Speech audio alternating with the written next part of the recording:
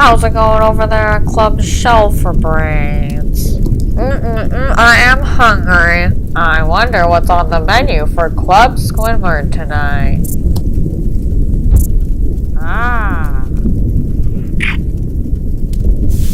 Does that smell good, SpongeBob? You haven't eaten in days. What about you, Patrick? A big boy gotta eat. Well, you can't have any. And do you know why, SpongeBob? Because your club president is a shell.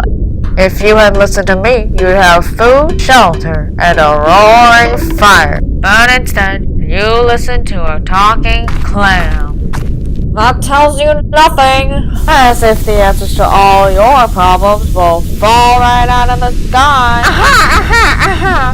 Fall right out of the sky.